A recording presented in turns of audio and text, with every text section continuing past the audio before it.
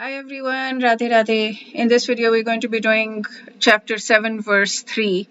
The beautiful thing is now the bhakti parts have started a lot, so he talks a lot about me, and the rest of the Gita, I think he's going to talk a lot about me, and so I'm going to be very very happy, and I'm looking towards. I know I have a little bit of confirmation bias because intuitively I feel that bhakti yoga is the way to go, is the ultimate path, and I'm very much in the Dvaita perspective. So to me, seeing all of these places where Krishna writes me very specifically, it makes me just thrilled.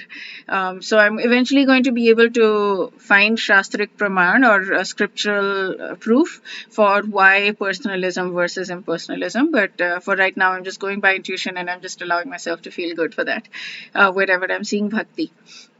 Because right from childhood, this is where my bent of mind has been is in bhakti. Okay, so let's sing the verse together. Manushyanam sahasreshu kaschidhyatati siddhaye yatatamapi siddhanam kaschin mam veti tatvatah. Okay. Of many thousands amongst men, one may endeavor for perfection, siddhi. Siddhi is perfection. And those who have achieved perfection, hardly anyone knows me, Mam, in truth. Okay, so let me read this translation as well. Amongst thousands of persons, hardly one strives for perfection. Amongst those who have achieved perfection, hardly one knows me in truth. So it's very, very difficult to know God.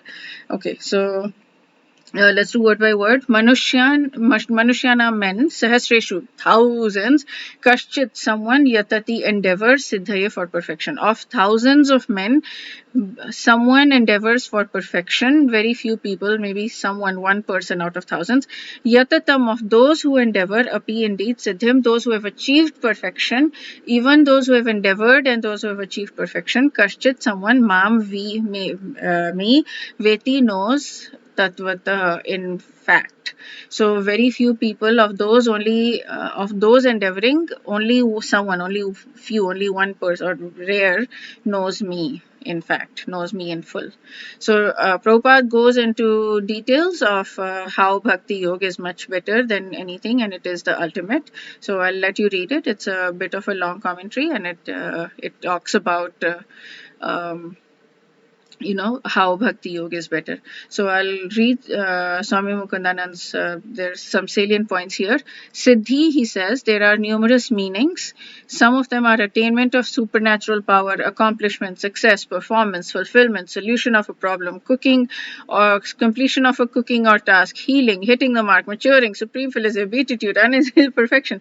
All of these are meanings of siddhi, and in this situation, perfection on the spiritual perfection in the spiritual path is what siddhi is referring to.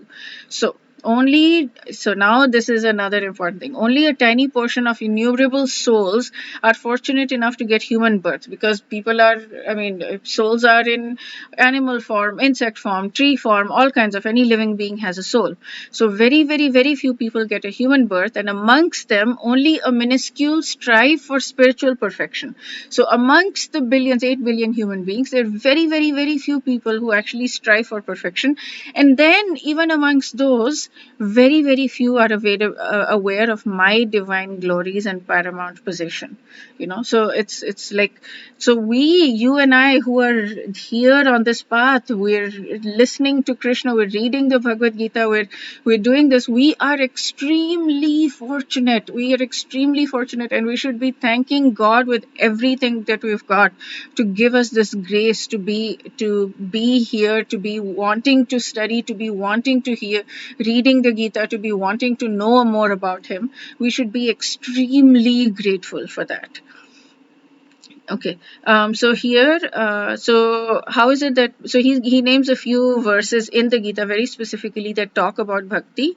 So I'm going to read that out very very quickly. How is it that even perfected souls are not able to know God? That is because without bhakti or loving devotion, that's what Prabhupada also says, it's not possible to realize this is supreme. So karma, gyan, hat yoga, etc. cannot know God unless they include devotion in their practice. So 822 he says, Supreme Divine Personality is greater than all exist. Although he is all pervading and all living beings are situated in him, yet he can only be known through devotion. O Arjun, by unalloyed devotion alone can I be known as I am standing before you. Thereby, on receiving my divine vision, one can enter into union with me. 1154. So he talks about union with me, but he says with devotion, unalloyed devotion alone. Okay, so this is absolutely brilliant. I'm going to be copying this. This commentary is fantastic because it gives the exact verses where he talks about bhakti as being the path to God. Only by loving devotion to me does one come to know who I am in truth. Then, by having come to know me, my devotees enter into full consciousness of me. 1855. So he talks about so spiritual aspirants who do not include devotion only get limited theoretical knowledge or gyan, but they do not have vigyan or the experiential knowledge. So only one amongst many people know him in truth, and then he talks about this. This is like absolute phenomenal. This whole entire commentary is just absolute phenomenal because he's giving very clear specific um, evidence for why in the Gita itself of why bhakti is the supreme path and where Krishna Bhagwan has said that. Okay, that's it for this verse. We'll do chapter 7, verse 4 in the next video. Wish you a day filled with spiritual growth. Radhe Radhe.